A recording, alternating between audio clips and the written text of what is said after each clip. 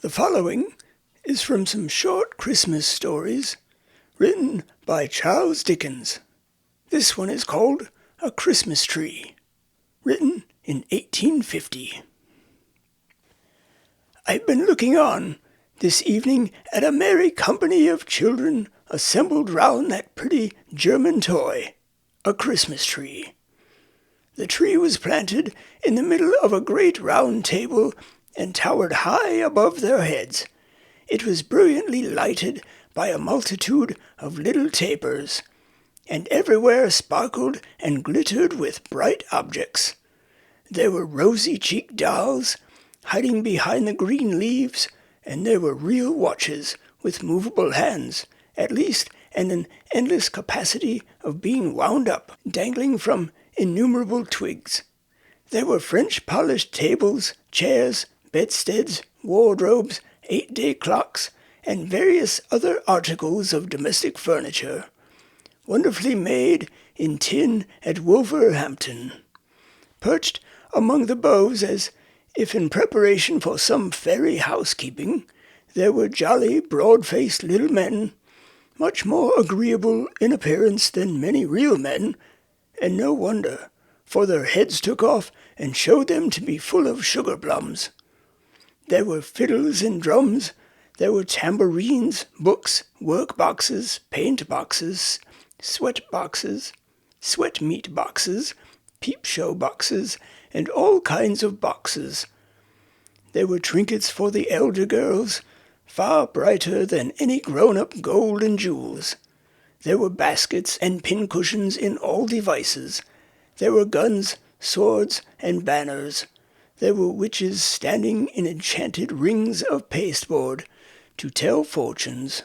There were teetotums, humming tops, needle cases, pen wipers, smelling bottles, conversation cards, bouquet holders, real fruit, made artificially dazzling with gold leaf, imitation apples, pears, and walnuts, crammed with surprises.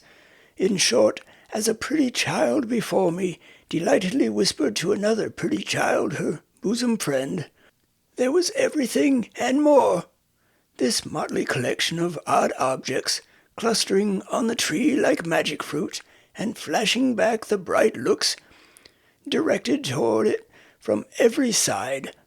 Some of the diamond eyes admiring it were hardly on a level with the table, and a few were languishing in timid wonder on the bosoms of pretty mothers, aunts, and nurses, made a lively realization of the fancies of childhood, and set me thinking how all the trees that grow and all the things that come into existence on the earth have their wild adornments at that well-remembered time.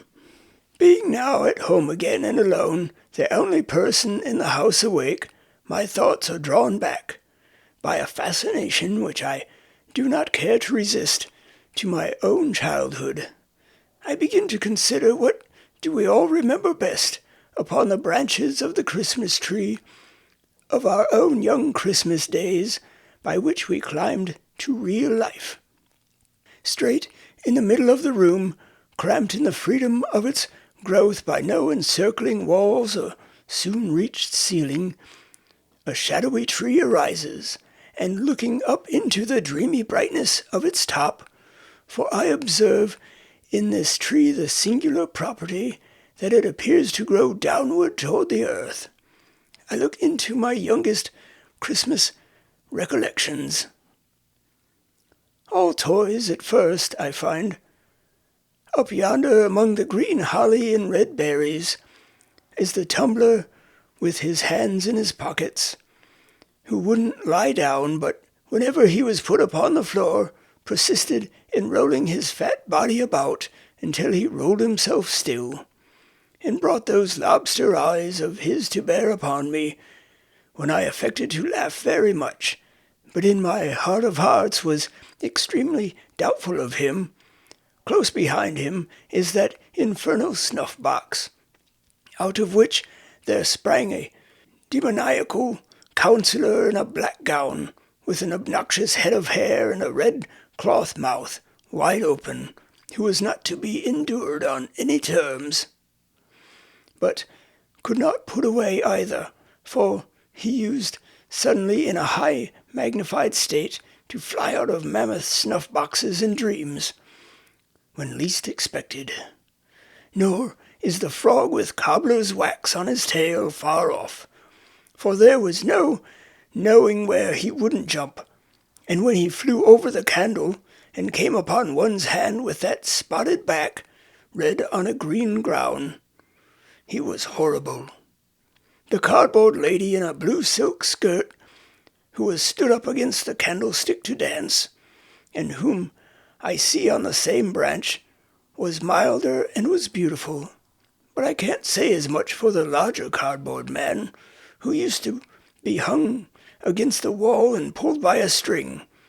There was a sinister expression in that nose of his, and when he got his legs round his neck, which he very often did, he was ghastly, and not a creature to be alone with.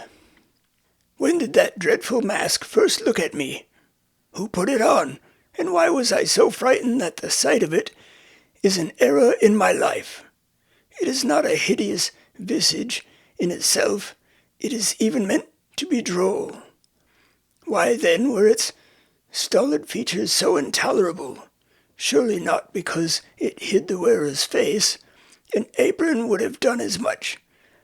And though I should have preferred even the apron away, it would not have been absolutely insupportable like the mask.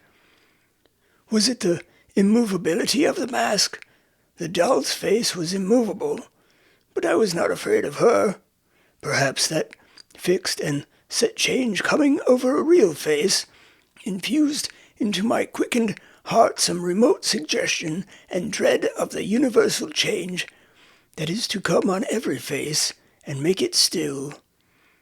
Nothing reconciled me to it, no drummers from whom proceeded a melancholy chirping on the turning of a handle, no regiment of soldiers with a mute band, taken out of a box and fitted one by one upon a stiff and lazy little set of lazy tongs. No old woman made of wires and a brown paper composition, cutting up a pie for 2 small children, could give me a permanent comfort for a long time.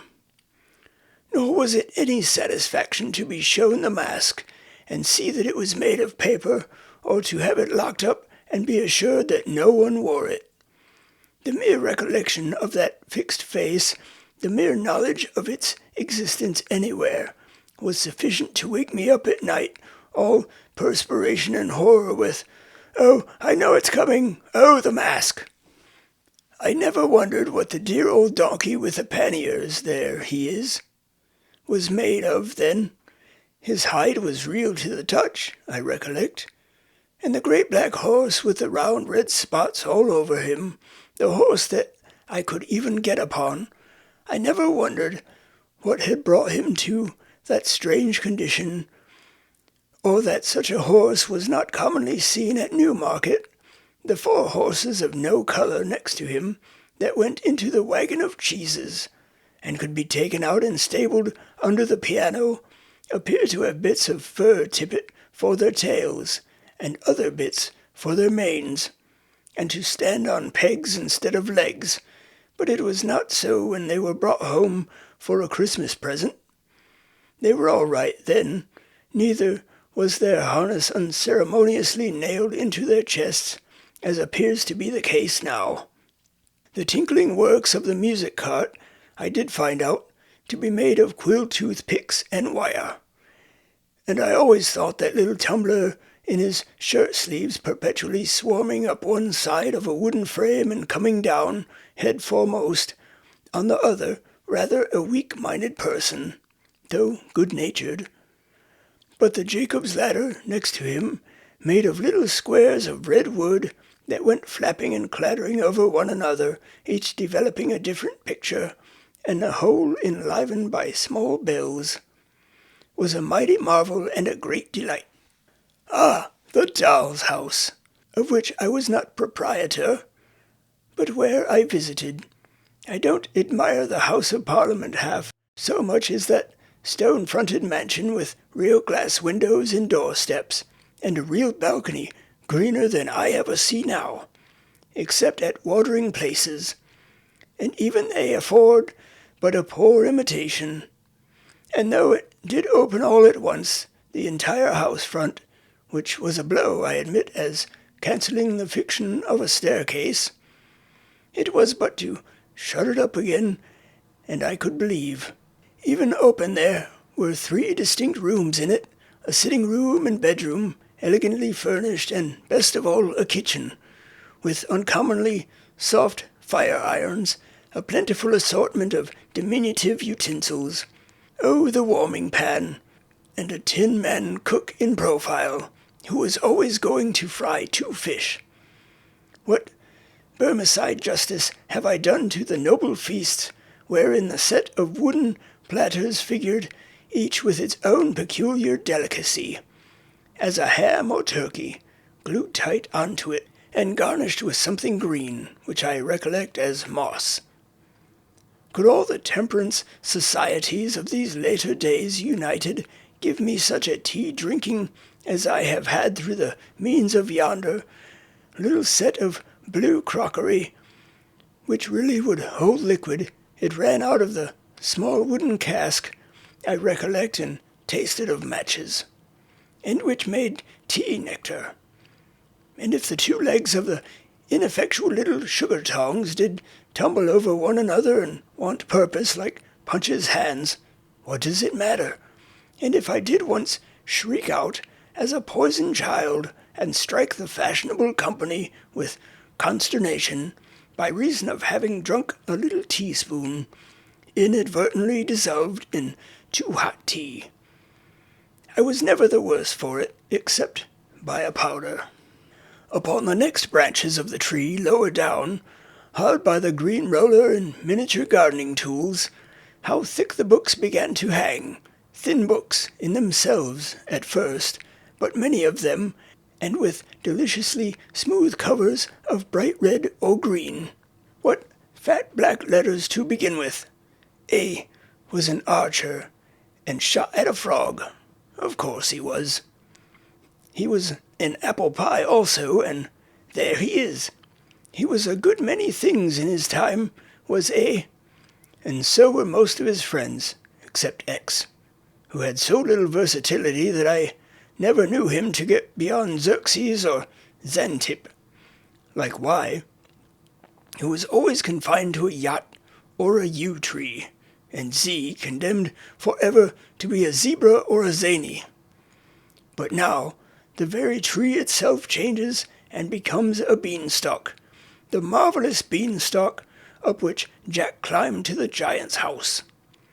And now those dreadfully interesting double-headed giants, with their clubs over their shoulders, began to stride along the boughs in a perfect throng, dragging knights and ladies home for dinner by the hair of their heads.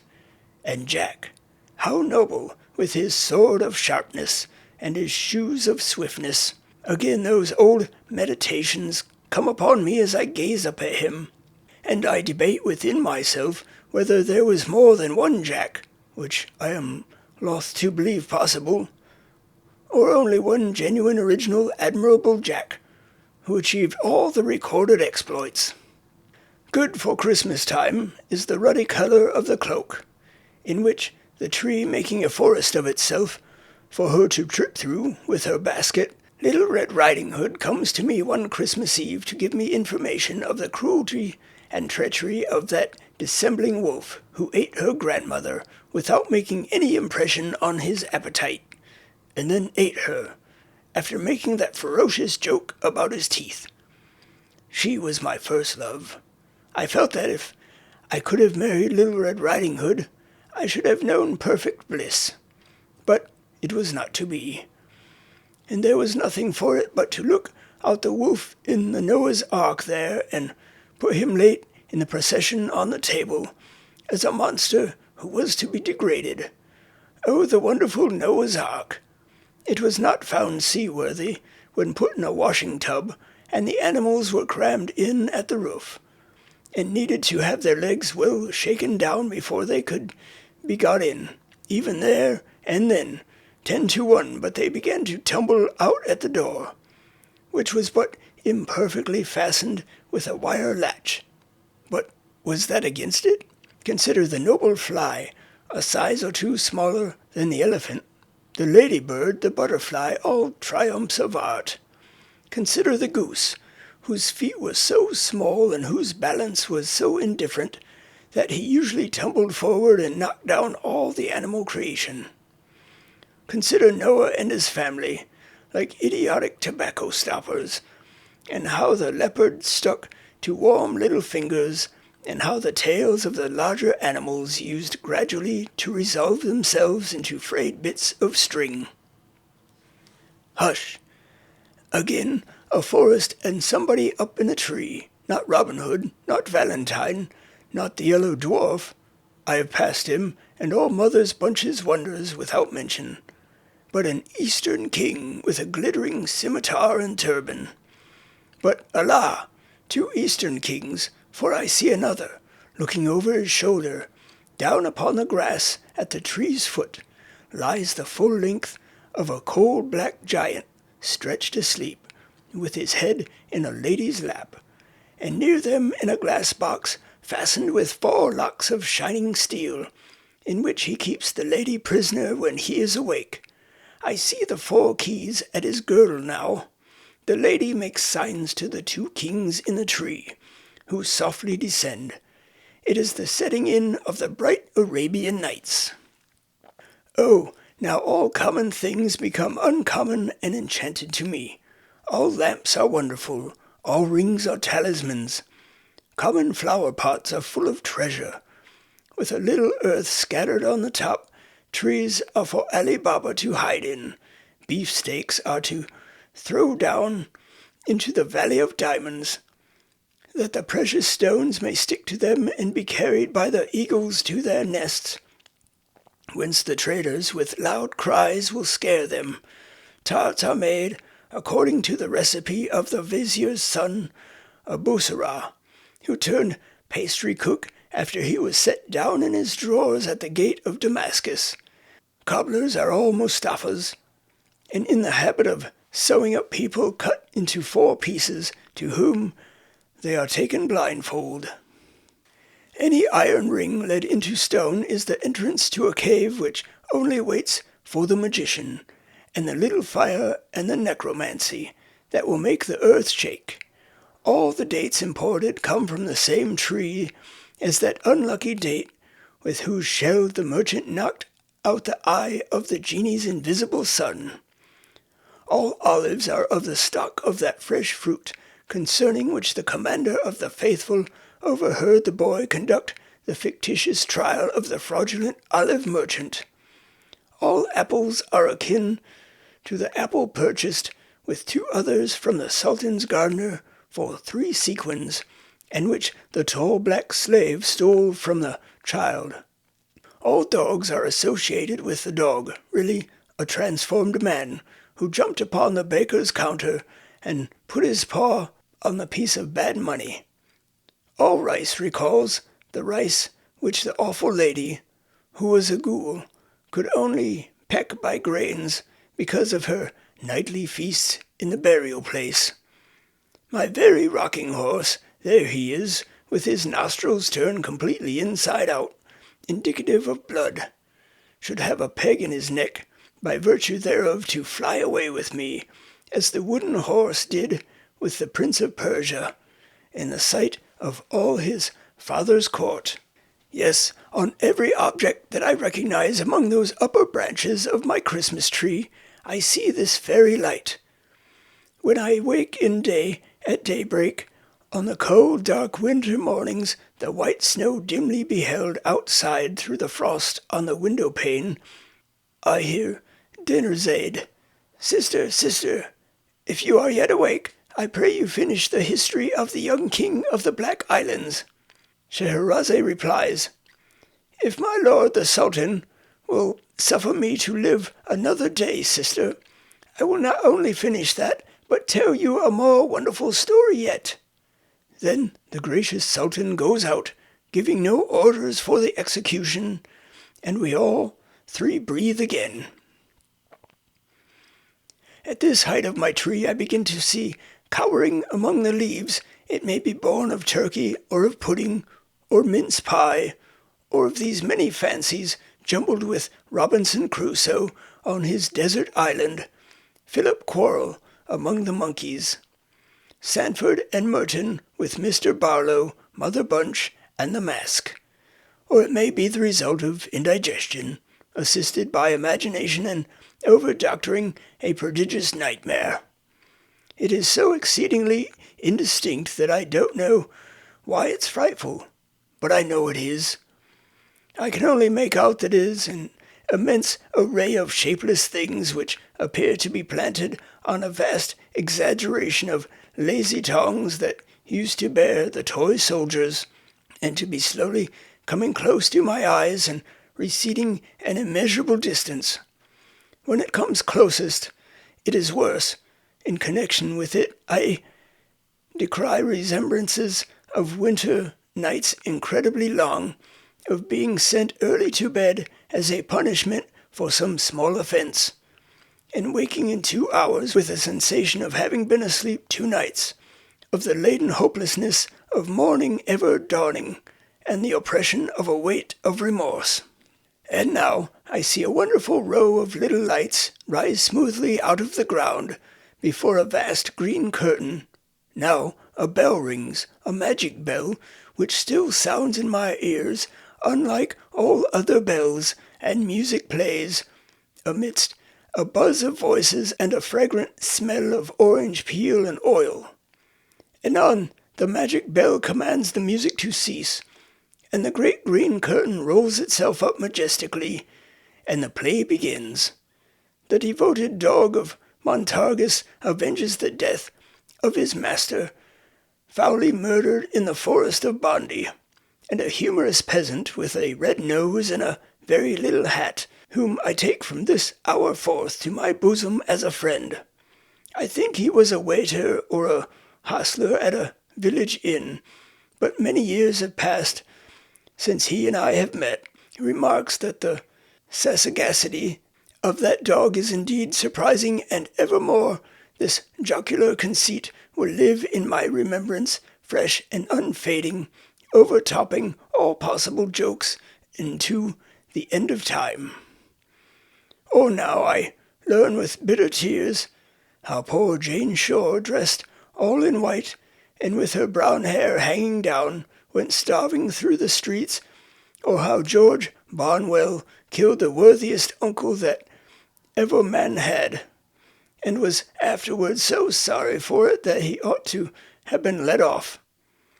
Come swift to comfort me, the pantomime, stupendous phenomenon, when clowns are shot from loaded mortars into the great chandelier, bright constellation that it is, when harlequins covered all over with scales of pure gold twist and sparkle like amazing fish, when Pantaloon, whom I deem in no irreverence to compare in my own mind to my grandfather, puts red-hot pokers in his pocket and cries, "Here's somebody coming," or taxes the clown with petty larceny by saying, "Now I saw you do it," when everything is capable, with the greatest ease, of being changed into anything, and nothing is, but thinking makes it so.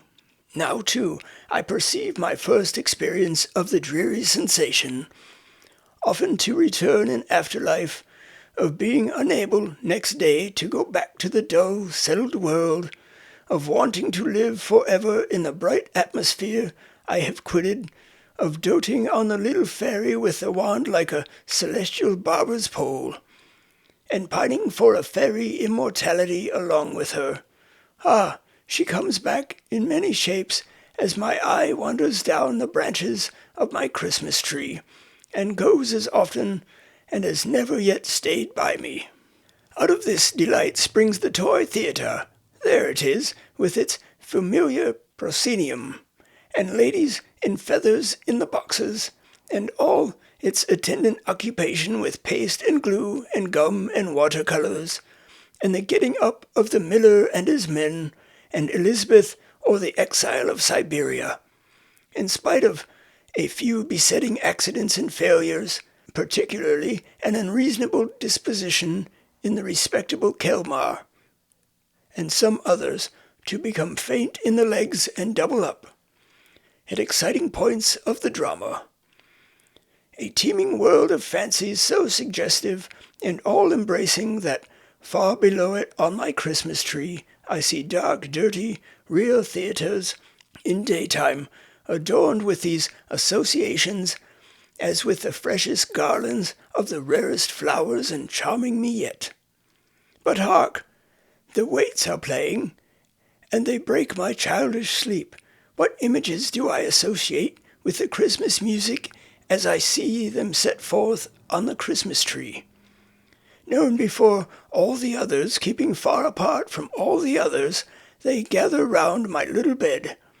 An angel speaking to a group of shepherds in a field, some travellers with eyes uplifted following a star, a baby in a manger, a child in a spacious temple, talking with a grave man, a solemn figure with a mild and beautiful face, raising a dead girl by the hand, again near a city gate, calling back the son of a widow on his bier to life, a crowd of people looking through the open roof of a chamber where he sits, and letting down a sick person on a bed with ropes.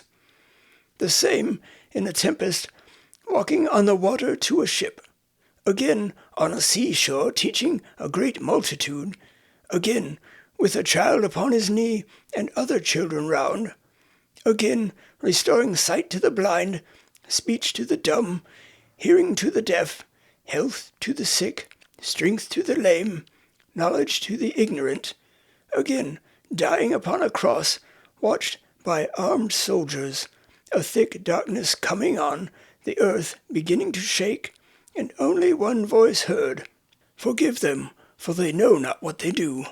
Still, on the lower and maturer branches of the tree, Christmas associations cluster thick, school books shut up, Ovid and Virgil silenced, the Rule of Three, with its cool, impertinent inquiries, long disposed of, Terence and Plautus act no more in an arena of huddled desks and forms, all chipped and notched, and inked, cricket bats, stumps, and balls, left higher up with the smell of trodden grass and the softened noise of shouts in the evening air.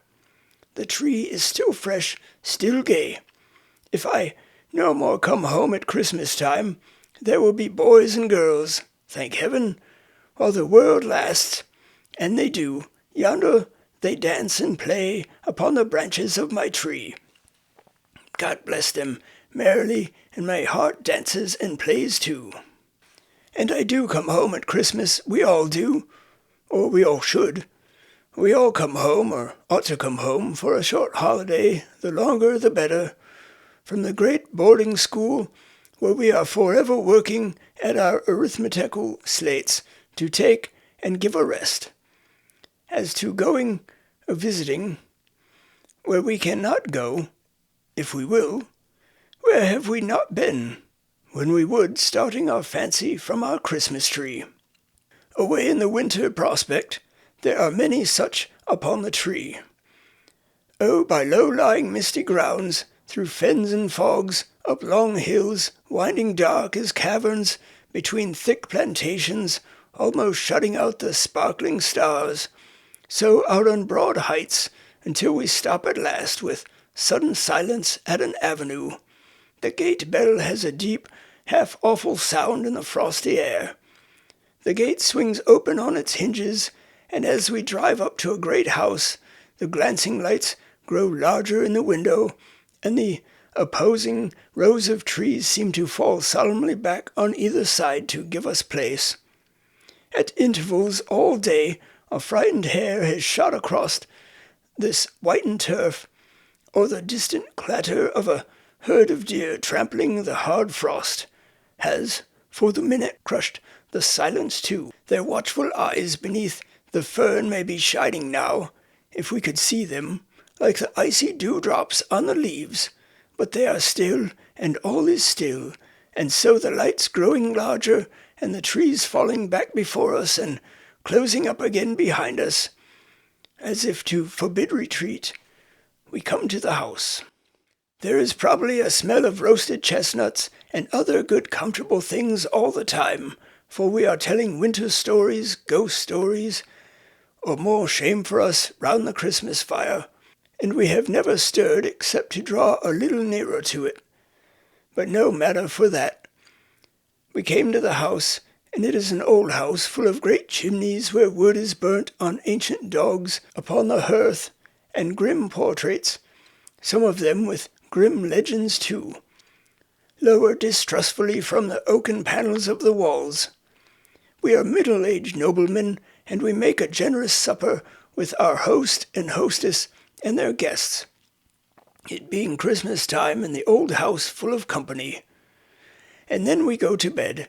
Our room is a very old room. It is hung with tapestry. We don't like the portrait of a cavalier in green over the fireplace.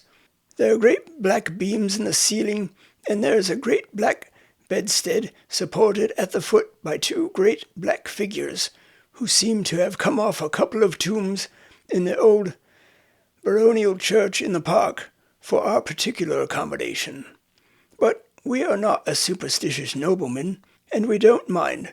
Well, we dismiss our servant, lock the door, and sit before the fire in our dressing gown, musing about a great many things. At length we go to bed. Well, we can't sleep. We toss and tumble and can't sleep. The embers on the hearth burn fitfully and make the room look ghostly. We can't help peeping out over the counterpane at the two black figures and the cavalier, that wicked-looking cavalier in green. In the flickering light they seem to advance and retire, which, though we are not by any means a superstitious nobleman, is not agreeable. Well, we get nervous, more and more nervous. We say, this is very foolish, but we can't stand this. We'll pretend to be ill and knock up somebody. Well, we are just going to do it, when the locked door opens, and there comes in a young woman, deadly pale, and with long fair hair, who glides to the fire and sits down in the chair we have left there, wringing her hands. Then we notice that her clothes are wet. Our tongue cleaves to the roof of our mouth, and we can't speak, but we observe her accurately. Her clothes are wet, her long hair is dabbled with moist mud. She is dressed in the fashion of 200 years ago, and she has at her girdle a bunch of rusty keys. Well, there she sits, and we can't even faint. We are in such a state about it. Presently she gets up and tries all the locks in the room with the rusty keys, which won't fit one of them. Then she fixes her eyes on the portrait of the cavalier in green, and says in a low, terrible voice, "The stags know it." After that she wrings her hands again, passes the bedside, and goes out at the door. We hurry on our dressing gown, seize our pistols. We always travel with pistols, and are following when we find the door locked. We turn the key, look out into the dark gallery, no one there. We wander away and try to find our servant. Can't be done. We pace the gallery till daybreak, then return to our deserted room, fall asleep, and are awakened by our servant. Nothing ever haunts him, and the shining sun. Well, we make a wretched breakfast, and all the company say we look queer. After breakfast we go over the house with our host, and then we take him to the portrait of the cavalier in green, and then it all comes out. He was false to a young housekeeper once attached to that family, and famous for her beauty, who drowned herself in a pond, and whose body was discovered after a long time because the stags refused to drink of the water, since which it had been whispered that she traverses the house at midnight, but goes especially to that room where the cavalier in green was wont to sleep, trying the old locks with the rusty keys. Well, we tell our host of what we have seen, and a shade comes over his features, and he begs it may be hushed up, and so it is. But it's all true, and We said so before we died. We are dead now. Too many responsible people. There is no end to the old houses, with resounding galleries and dismal state bedchambers and haunted wings shut up for many years, through which we may ramble with an agreeable creeping up our back, and encounter any number of ghosts. But it is worthy of remark, perhaps, reducible to a very few general types and classes, for ghosts have little originality and walk in a beaten track. Thus it comes to pass that a certain room in a certain old hall, where a certain bad lord, baronet, knight, or gentleman shot himself, has certain planks in the floor from which the blood will not be taken out. You may scrape and scrape, as the present owner has done, or plane and plane, as his father did, or scrub and scrub, as his grandfather did, or burn and burn with strong acids, as his great-grandfather did, but there the blood will still be, no redder and no paler, no more and no less, always just the same.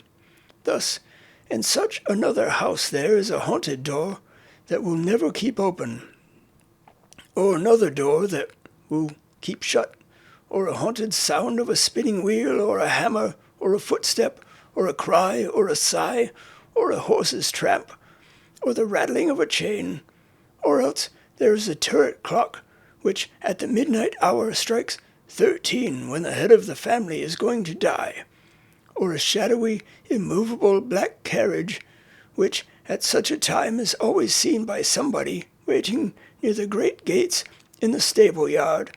Or thus it came to pass how Lady Mary went to pay a visit at a large wild house in the Scottish Highlands, and being fatigued with her long journey, retired to bed early, and innocently said next morning at the breakfast table, "How odd to have so late a party last night in this remote place, and not to tell me of it before I went to bed." Then everyone asked Lady Mary what she meant. Then Lady Mary replied, "Why, all night long the carriages were driving round and round the terrace underneath my window." Then the owner of the house turned pale, and so did his lady and Charles MacDoodle, and MacDoodle signed to Lady Mary to say no more, and everyone was silent. After breakfast, Charles MacDoodle told Lady Mary that it was a tradition in the family that those rumbling carriages on the terrace betokened death. And so it proved, for 2 months afterwards the lady of the mansion died. And Lady Mary, who was a maid of honor at court, often told this story to the old Queen Charlotte. By this token that the old king always said, what, ghosts, no such thing, and never left off saying so until he went to bed.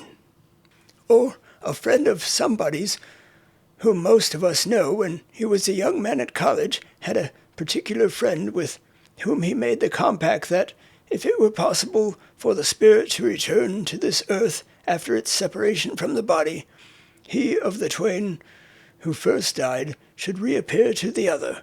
In course of time this compact was forgotten by our friend, the two young men having progressed in life and taken diverging paths that were wide asunder.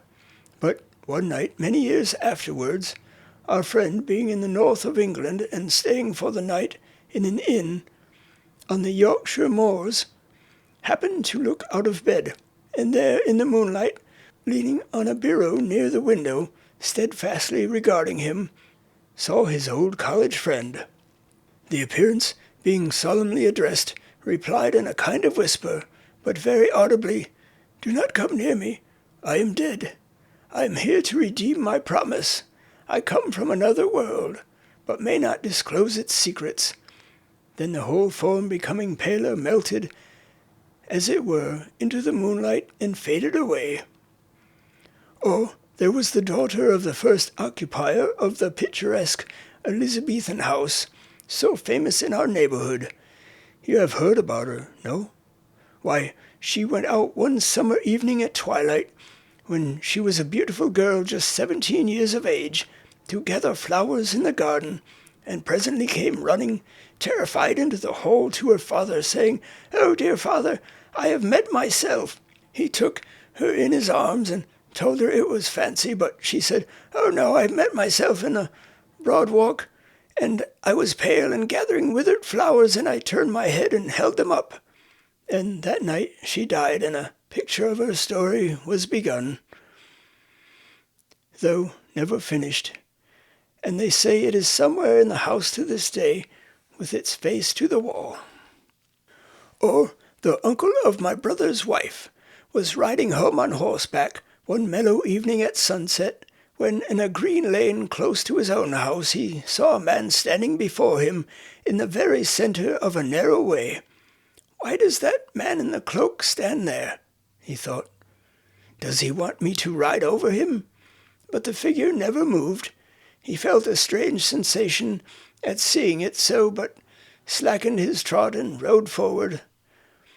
When he was so close to it as almost to touch it with his stirrup, his horse shied, and the figure glided up the bank in a curious, unearthly manner, backward and without seeming to use its feet, and was gone.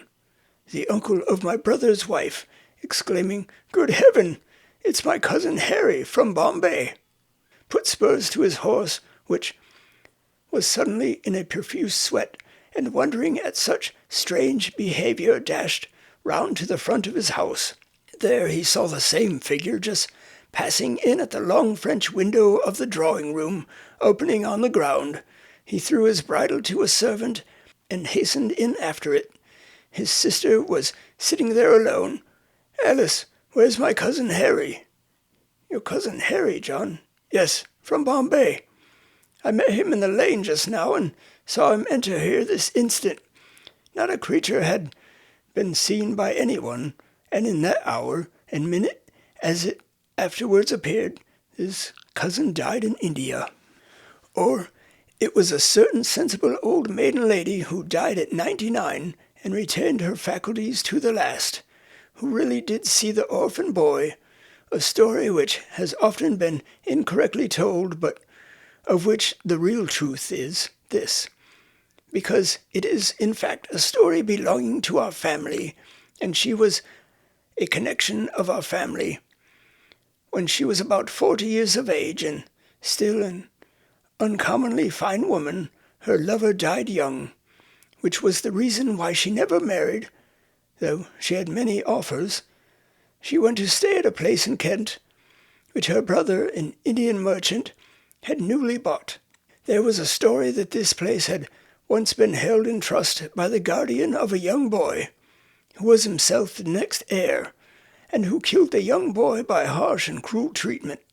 She knew nothing of that. It has been said that there was a cage in her bedroom in which the guardian used to put the boy. There was no such thing. There was only a closet. She went to bed, made no alarm whatever in the night, and in the morning said composedly to her maid when she came in, "Who is the pretty, forlorn-looking child who has been peeping out at that closet all night?" The maid replied by giving a loud scream and instantly decamping. She was surprised, but she was a woman of remarkable strength of mind, and she dressed herself and went downstairs and closeted herself with her brother. "Now, Walter," she said, "I have been disturbed all night by a pretty forlorn-looking boy who has been constantly peeping out of that closet in my room, which I can't open. This is some trick." "I'm afraid not, Charlotte," he said, "for it's the legend of the house. It is the orphan boy." "What did he do?" "He opened the door softly," said she, "and peeped out. Sometimes he came a step or two into the room. Then I called to him to encourage him, and he shrunk and shuddered and crept in again and shut the door." "The closet has no communication, Charlotte," said her brother, "with any other part of the house, and it's nailed up." This was undeniably true, and it took 2 carpenters a whole forenoon to get it open for examination. Then she was satisfied that she had seen the orphan boy, but the wild and terrible part of the story is that he was also seen by 3 of her brother's sons in succession, who all died young. On the occasion of each child being taken ill, he came home in a heat 12 hours before and said, "Oh, Mama," he had been playing under a particular oak tree in a certain meadow with a strange boy, a pretty forlorn-looking boy who was very timid and made signs. From fatal experience, the parents came to know that this was the orphan boy, and that the course of that child whom he chose for this little playmate was surely run. Legion is the name of the German castles where we sit up alone to wait for the spectre, where we are shown into a room made comparatively cheerful for our reception, where we glance round at the shadows thrown on the blank walls by the crackling fire, where we feel very lonely when the village innkeeper and his pretty daughter have retired. After laying down a fresh store of wood upon the hearth, and setting forth on the small table such supper cheer as a cold roast capon, bread, grapes, and a flask of old Rhine wine, where the reverberating doors close on their retreat, one after another, like so many peals of sullen thunder, and where, about the small hours of the night, we come into the knowledge of divers supernatural mysteries. Legion is the name of the haunted German students, in whose society we draw yet nearer to the fire, while the schoolboy in the corner opens up his eyes wide and round and flies off the footstool he has chosen for his seat, when the door accidentally blows open. Vast is the crop of such fruit shining on our Christmas tree in blossom, almost at the very top, ripening all down the boughs. Among the later toys and fancies hanging there as idle often and less pure, be the images once associated with the sweet old waits, the softened music in the night, ever unalterable, encircled by the social thoughts of Christmas time. Still let the benignant figure of my childhood stand unchanged. In every cheerful image and suggestion that the season brings, may the bright star that rested above the poor roof be the star of all the Christian world. A moment's pause, O vanishing tree, of which the lower boughs are dark to me as yet, and let me look once more. I know there are blank spaces on thy branches, where eyes that I have loved have shone and smiled, from which they are departed.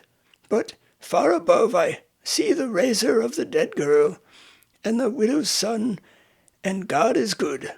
If age be hiding for me in the unseen portion of thy downward growth, oh, may I with a grey head turn a child's heart to that figure yet, and a child's trustfulness and confidence.